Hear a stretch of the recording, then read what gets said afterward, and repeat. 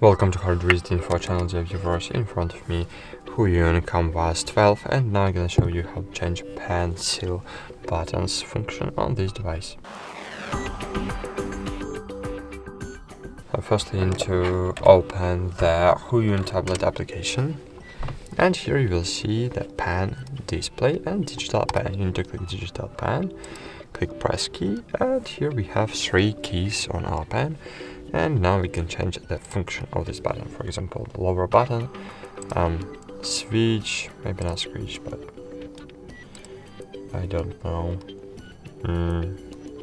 Start menu, for example, or calculator. Okay. And now, for example, when I will click on the lower button, I will open the calculator. That's it. Thanks for watching. Like this video, subscribe to our channel, and bye.